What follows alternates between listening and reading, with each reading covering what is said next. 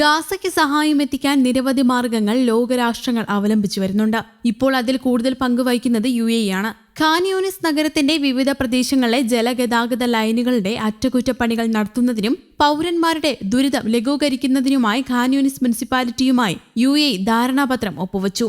മുനിസിപ്പാലിറ്റിക്ക് UAE അടിയന്തര മാനുഷിക പരിഹാരങ്ങൾ നൽകുകയും നഗരത്തിലെ ജലവിതരണം പുനരാരംഭിക്കുന്നതിന് ധനസഹായം നൽകുകയും ചെയ്യും. പ്രധാന ജലശൃംഖലകളുടെ 70% ഇവിടെ നശിച്ചിട്ടുണ്ട്. 25 കിണറുകൾ പൂർണ്ണമായും 12 കിണറുകൾ ഭാഗികമായും നശിച്ചു. ഇത് ജലപ്രതിസന്ധി രൂക്ഷമാക്കിയിരിക്കുകയാണ്.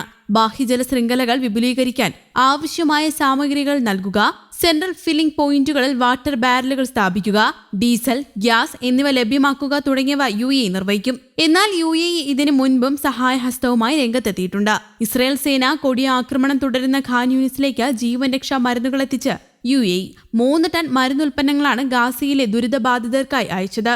ആശുപത്രികളിൽ ഭൂരിഭാഗവും പ്രവർത്തനം നിലച്ച സാഹചര്യത്തിൽ ചികിത്സാ സംവിധാനങ്ങൾക്കായി വിലപിക്കുകയാണ് ഗാസയിലെ ജനങ്ങൾ. ഖാൻ യൂനിസിലെ നാസർ ആശുപത്രിയിലേക്ക് മറ്റുമാണ് 3 ടൺ മരുന്നുൽപ്പന്നങ്ങൾ എത്തിക്കുകയെന്ന് UAE റെഡ് ക്രസന്റ് അധികൃതർ വെളിപ്പെടുത്തിയത്. അഭയാർത്ഥികളാകാൻ വിധിക്കപ്പെട്ട ആയിരങ്ങൾക്ക് കുടിവെള്ളവും ഭക്ഷണവും വിതരണം ചെയ്യുന്നതിനൊപ്പമാണ് UAE സംഘം മരുന്നുൽപ്പന്നങ്ങളും എത്തിക്കുന്നത്. ആക്രമണം വ്യാപകമായതോടെ പരിക്കേൽക്കുന്നവരുടെ എണ്ണവും വർദ്ധിക്കുകയാണ്. അൽമവാസി ക്യാമ്പിന് നേർക്കുള്ള ആക്രമണത്തിൽ മാത്രം 400-ലേറെ പേർക്കാണ് പരിക്കേറ്റത്. മരുന്നും ചികിത്സാ ഉപകരണങ്ങളും അടിയന്തരമായി ലഭ്യമാക്കണമെന്ന് ഗാസ ആരോഗ്യ മന്ത്രാലയം ആവശ്യപ്പെട്ടിരുന്നു. ആക്രമണം തുടരുന്നതിനാൽ അന്താരാഷ്ട്ര സന്നദ്ധ സംഘടനകളുടെ നേതൃത്വത്തിലുള്ള ചികിത്സാ സഹായ പദ്ധതികളും നിർത്തിവച്ചിരിക്കുകയാണ്. 10-ലേറെ ആംബുലൻസുകൾ UAE ഗാസയിലേക്ക് കൈമാറിയിരുന്നു. UAEയും ഫീൽഡ് ആശുപത്രിയും സജീവമാണ്. എന്നാൽ വ്യാപക ആക്രമണം തുടരുന്ന പശ്ചാത്തലത്തിൽ ഇതൊന്നും തന്നെ പര്യാപ്തമല്ലെന്ന് ആരോഗ്യ പ്രവർത്തകർ ചൂണ്ടിക്കാട്ടുന്നു.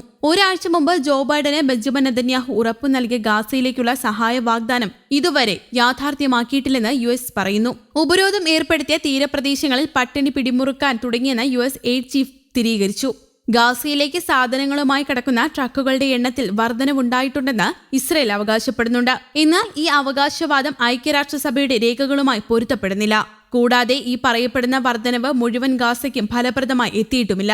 സഹായം കടൽമാർഗം ഗാസയിലെത്താൻ വടക്കുള്ള അഷ്ഡോദ് തുറമുഖം ഇസ്രായേൽ തുറക്കുമെന്ന് ബെഞ്ചമിൻ നെതന്യാഹു ജോ ബൈഡന് വാഗ്ദാനം ചെയ്തിരുന്നു. പട്ടിണി ഏറ്റവും രൂക്ഷമായി അനുഭവപ്പെടുന്ന വടക്കൻ ഗാസയിലേക്ക് ഒരു ക്രോസിംഗ് പോയിന്റ് തുറക്കുമെന്ന് ഇസ്രായേൽ വാഗ്ദാനം ചെയ്തിരുന്നു. അത് നിലവിലെ യുദ്ധത്തിന് മുമ്പുള്ള പ്രധാന അതിർത്തി പോയിന്റ് ആയിരുന്നു. എറിസലോ അല്ലെങ്കിൽ മറ്റൊരു പുതിയ സൈറ്റിലോ ആയിരിക്കുമെന്നാണ് വാഷിംഗ്ടണിനെ അറിയിച്ചിരിക്കുന്നത്.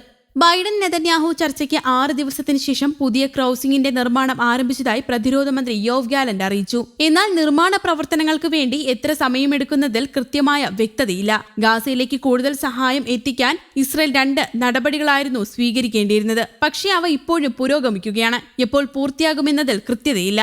ഏകോപന കേന്ദ്രം സ്ഥാപിക്കുക എന്നതാണ് ആദ്യഘട്ടം. ഏപ്രിലിൽ ബോംബെറിഞ്ഞ് 7 സഹായ തൊഴിലാളികളുടെ മരണത്തിനിടയാക്കിയ സാഹചര്യങ്ങൾ ഒഴിവാക്കാനും സഹായ ദൌത്യങ്ങൾ സുരക്ഷിതമാണെന്ന് ഉറപ്പാക്കാൻ ഈ കേന്ദ്രത്തിൽ സഹായ ഏജൻസികളെ ഉദ്യോഗസ്ഥരും ഇസ്രായേലി കമാൻഡർമാരും ഒരുമിച്ച് പ്രവർത്തിക്കും. മറ്റൊരു ഘട്ടം ഒരു പുതിയ സുരക്ഷാ സ്ക്രീനിംഗ് സെന്റർ സൃഷ്ടിക്കുക എന്നതാണ്. News desk Kerala Kaumudi.